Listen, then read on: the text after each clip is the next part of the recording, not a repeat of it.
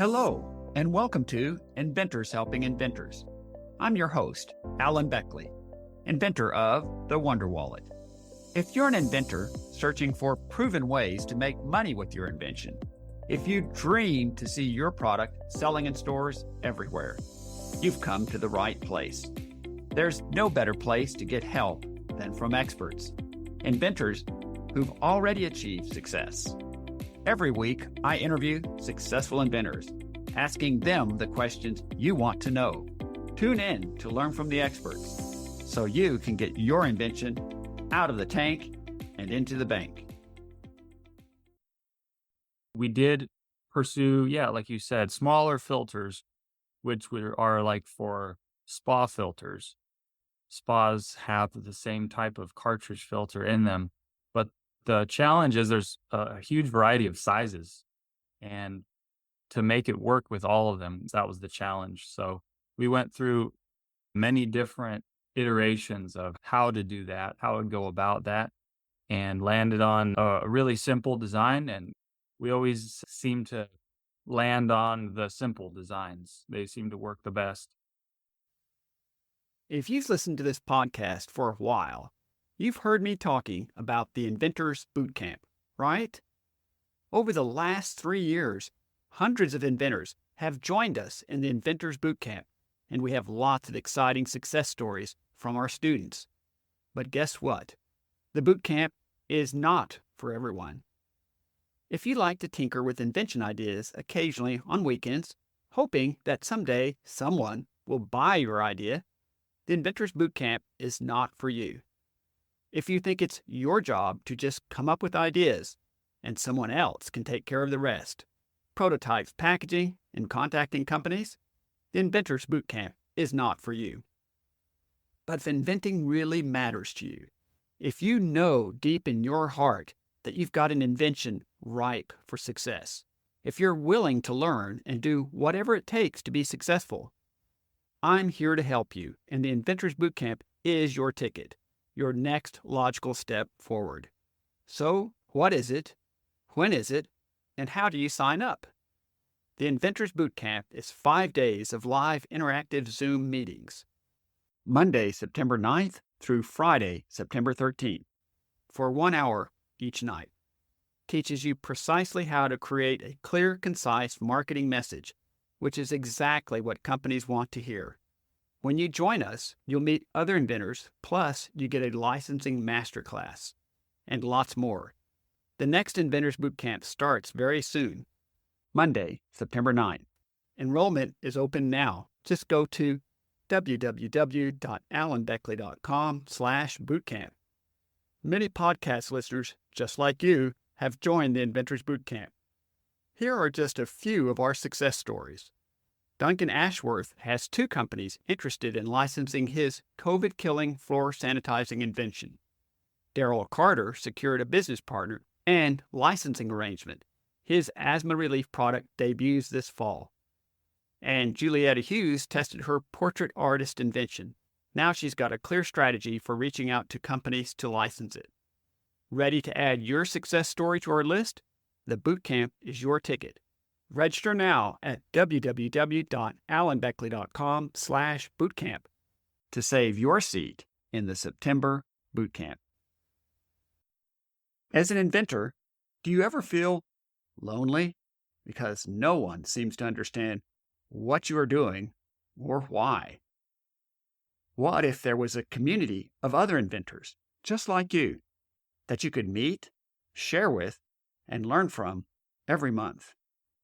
What if every month you had a front row seat to learn how to license, research companies, and sharpen your marketing message from successful inventors like Marcy McKenna, Lisa Lloyd, Aaron Krause, and many others? Guess what?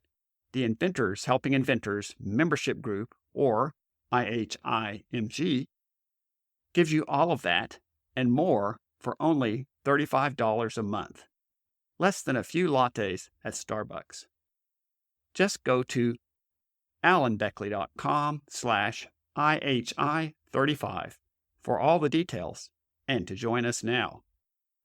From the moment you join, You'll get instant access to over 60 recorded videos in the IHIMG Video Vault, going all the way back to 2021. That's 3 years. You'll learn all the tools, tips, and tactics used by successful inventors, including Lisa Lloyd, Dan Klitzner, Marcy McKenna, Adrian Pelkis, Nancy Tedeschi, Brian Freed, Jen Everett, Kevin Moran, April Mitchell, Rocky Batesel, and more. If it sounds like I'm name dropping, it's because I am. I'm proud of the fact that we've assembled an amazing collection of talented, successful inventors sharing their keys to success with you and over 35 other IHIMG members in the group. All you have to do is join us.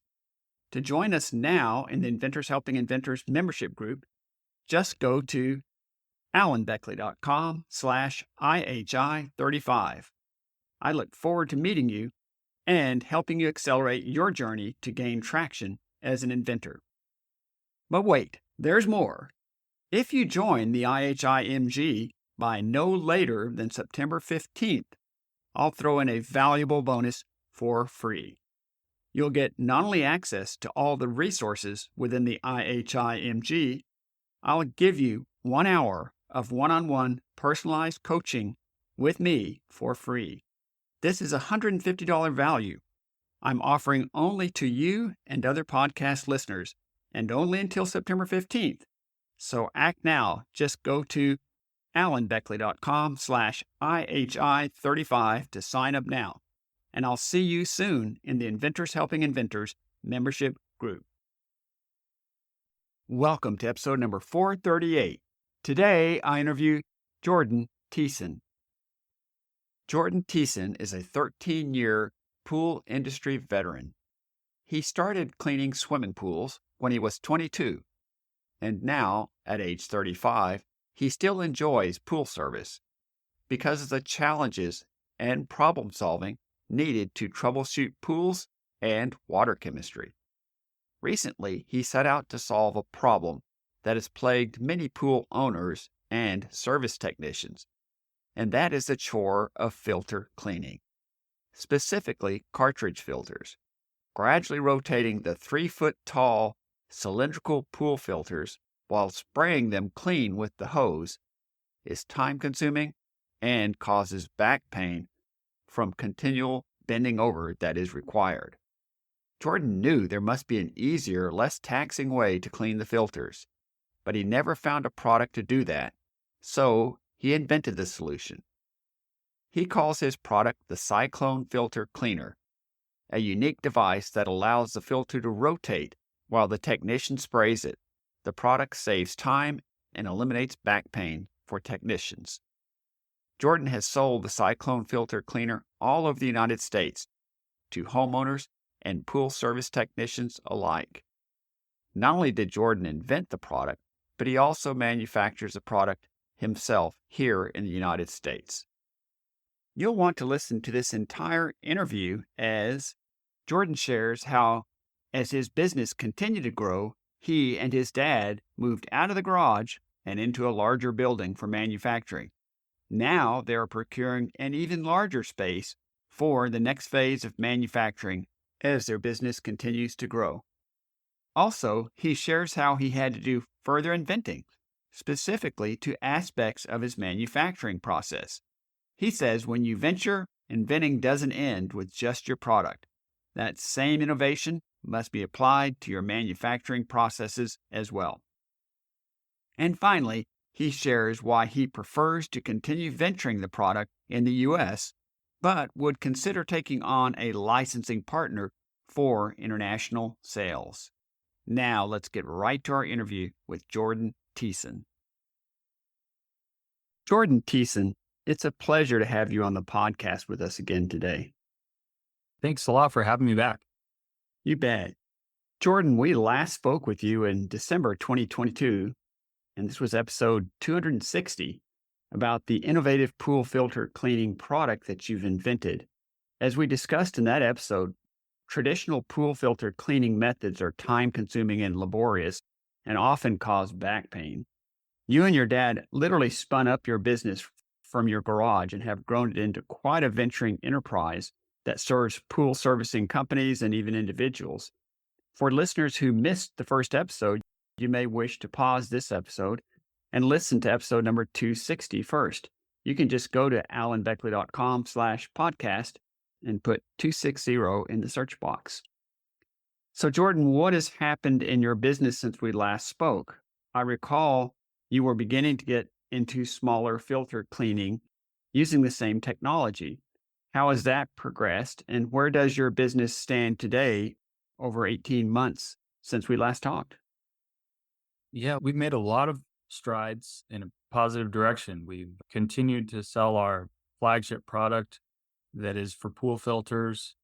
It's sometimes hard to recollect all the changes we've made, but we've made certain improvements here and there to the product and also working on, like you said, new products. We did pursue, yeah, like you said, smaller filters, which are like for spa filters. Spas have the same type of cartridge filter in them, but the challenge is there's a huge variety of sizes. And to make it work with all of them, that was the challenge. So we went through many different iterations of how to do that, how to go about that, and landed on a really simple design. And we always seem to land on the simple designs. They seem to work the best. And we did file a patent on that. And that patent went through in record time. It was like 3 months actually from filing it to having it approved on that patent. That's pretty amazing. I just want to cover a couple of things that you brought up. Covered quite a bit of territory there. First of all, you said, yeah, that you made all kinds of strides since we last spoke. Your flagship pool filter cleaner, you've made some adjustments and improvements, et cetera, to it. And as we also alluded to, the smaller filters, the spa filters, you've been doing some business there as well, with the challenge or the caveat that there's such a variety of sizes. That's been a bit of a challenge. But in the end, you did find a simple design that would work for the spa filters as well, and did something pretty amazing, filing a patent. But in fact, the patent was issued in 3 months, which is certainly record time. So that's pretty amazing. I've heard of a few others get that often. I usually think of 3 years. So 3 months is quite amazing. Yes, and that's one of the benefits to being a bit older. My dad is my partner, and he is over 65, so he Uh, was able to file to expedite the examining, and it sure did. And I think it has to do with the right examiner as well. Just maybe it got to an senior examiner who felt very confident about what he was seeing, and it went through very quickly.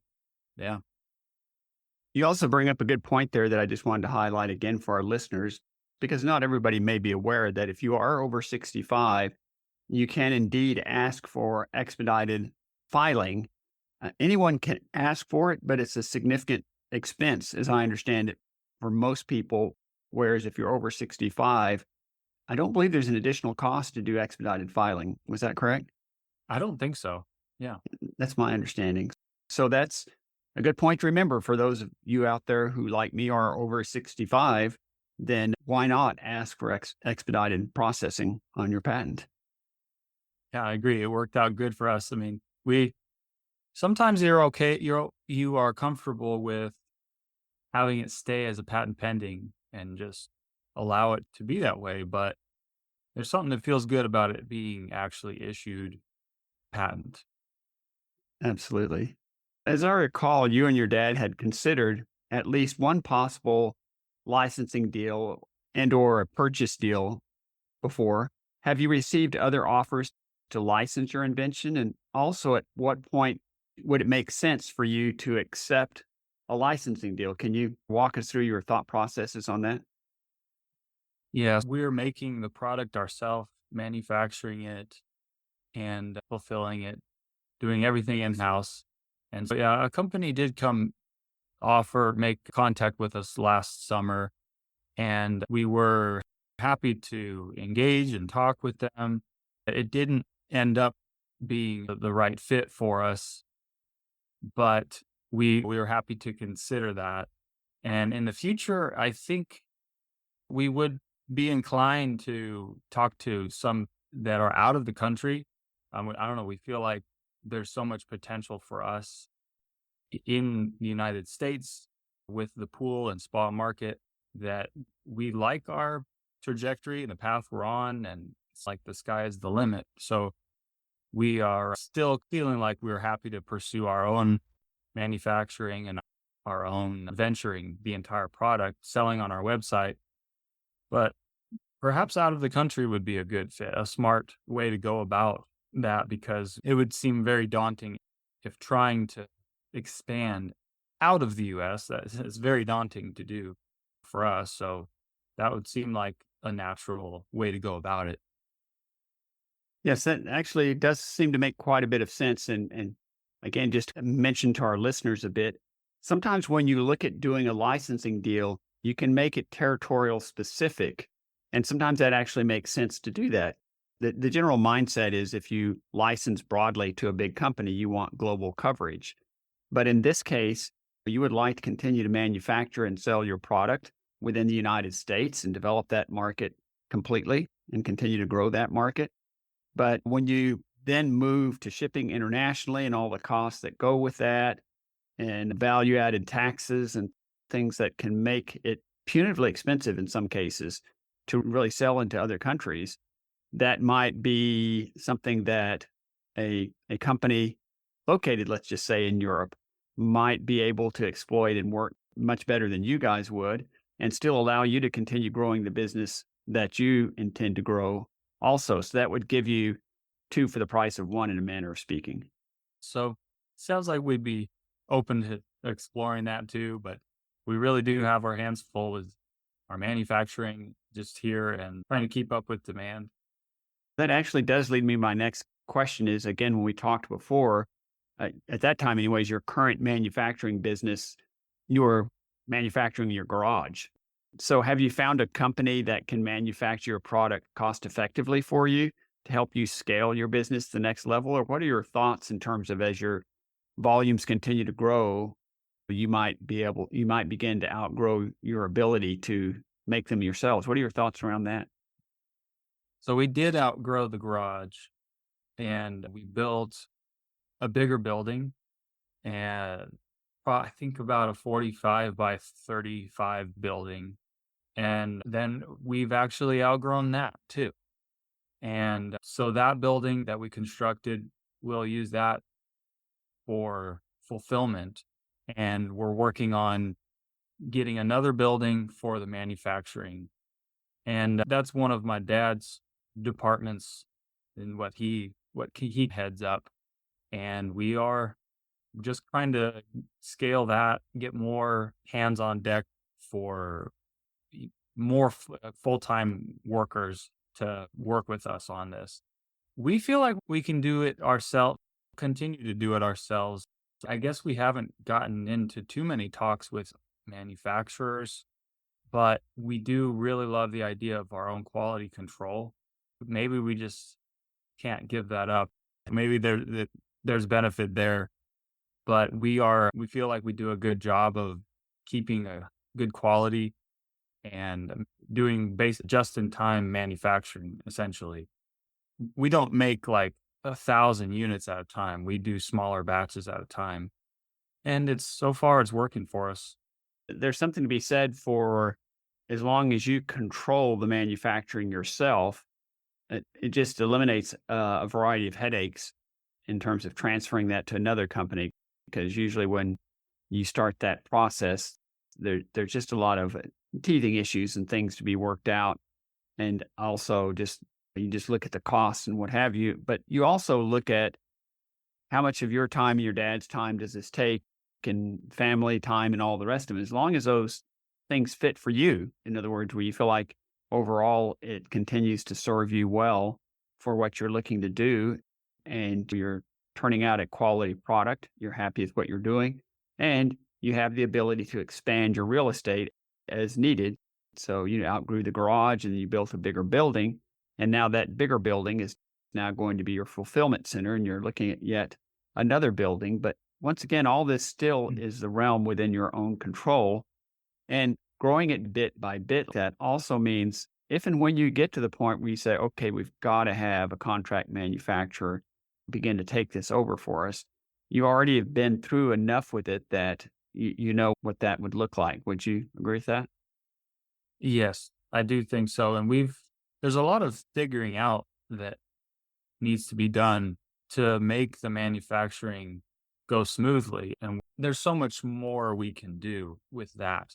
And so basically, it's interesting when you go to manufacture something, there's a lot of inventing that you need to do to make the invention. And so polishing, or we do actually like a chamfer on the end of this metal rod. And I know there's a lot of ways where you don't have to reinvent the wheel, but a lot of times using like a lathe would be the way you would put a chamfer on there. And we found a different way to do it, just where it's quicker and we don't have to even purchase like a CNC lathe, but we had to get creative with a drill that we mounted horizontally. And I 3D printed a cradle that centers the rod on the drill bit so that we can chamfer the end of the rod that way. But that's basically an invention in itself. And that's all in the effort to make things go smoothly and quickly with manufacturing. But it's like the inventing doesn't necessarily end. If you're doing your own manufacturing, there's a lot of innovation that needs to be done there just to make it go smoothly. So if we do, as we get that more smooth, I think that handing that over to another manufacturer, a lot of that figuring out will have been done. And it's probably a lot of important work there that uh, needs to happen, even if someone else is going to manufacture it. What you said makes perfect sense. And the idea that you end up having to do some inventing into your processes. As your business grows and you expand, you've got to do some creative thinking and work to get your manufacturing to work smoothly in the way you want. One of the inventors I had on a few years ago now was Graham Harris from the United Kingdom, and he had a product called Tricreaser, which did essentially that. It would take thousands of flyers or something like that, like 8.5 by 11 page, and fold it into three folds so it could be made into presentation at a trade show or something like that. And he did this because they were having to do all that out of house and paying these companies a lot of money to do little more than essentially fold their paper into various ways. But the point I was going to make about that is that as they continued to build their business out and started making these the trifolder, the tricreaser as it was called, they found much the same as you did, that they had to scratch their head and rethink about the manufacturing process because it had to be adapted and changed to fit the specific needs of their unique product. Right. I think I heard Elon Musk with the Cybertruck, they announced that several years ago, and everyone was pre-ordering, putting money in, but it took so long for them to actually be released. I forget how long, but the reason was that they were working on how to manufacture it. They could make one, they could make a few and show, but to make for the mass market, they had to have such a smooth manufacturing process. And that's really the hard part. That's what takes so long. So it's fun though. It is rewarding, creative to work on every little process of manufacturing. And there's really no end to the fine tuning that you can do. So just another aspect of the business overall, just by venturing versus, I guess, licensing, you have to pick up a lot more skills. There's so many more hats you have to wear. So that could be placed in the cons column.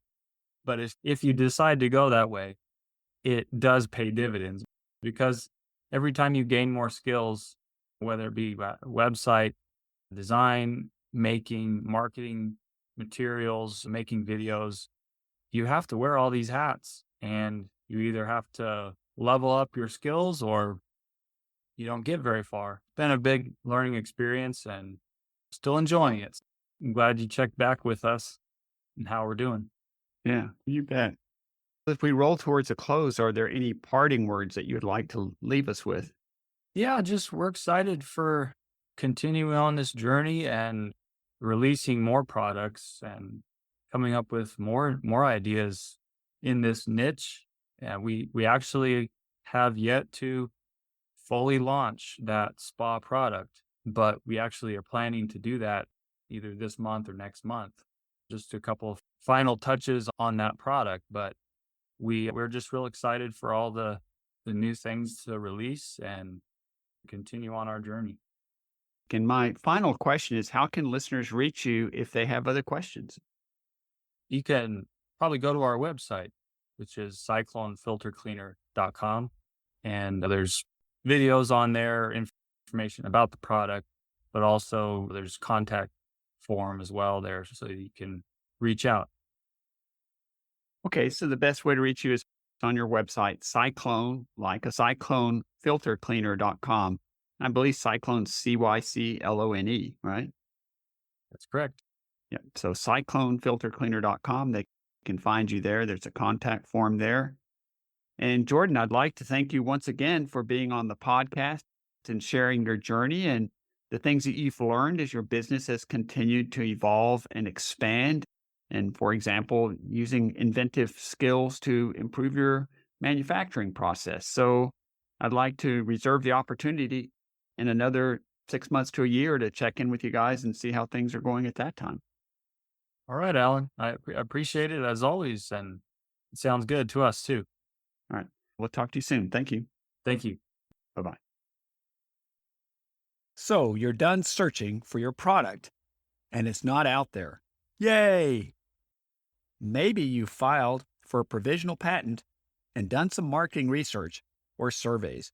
Heck, maybe you've even created a rough prototype, then found that, although it kind of works, it looks like something from the Stone Age. You'd be embarrassed to show it to your friends, much less to a manufacturer for a licensing pitch.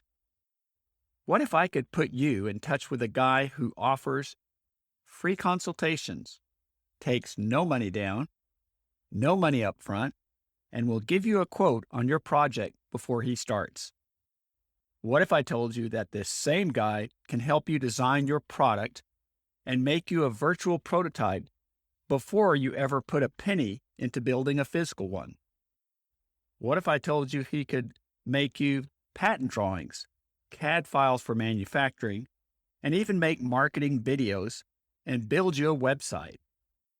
If this sounds like someone you want to talk to, let me introduce you to my first podcast sponsor, Brian Keast at I Draw Dreams for Inventors.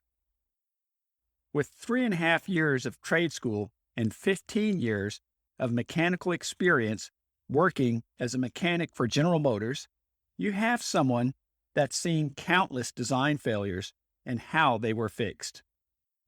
Also, he had a 25-year career as a general contractor who designed his own houses and remodels on computer-aided design. In getting plans through countless building departments, he gained a tremendous amount of experience by working directly with structural engineers. The many years of combined experience in these two careers gave him a unique look into stresses and failures in design. He brings this wealth of knowledge and experience to his company, I Draw Dreams, as the CAD guy who will design a product for you that will work. Every inventor I've referred to Brian has come away delighted with the work he has done for them, and I think you will too. Just make sure to tell them that Alan sent you. Thanks so much for tuning in to Inventors Helping Inventors. If you like the show, please tell your friends about it. Make sure to subscribe in iTunes or wherever you get your podcasts so you won't miss a single episode. Talk to you soon.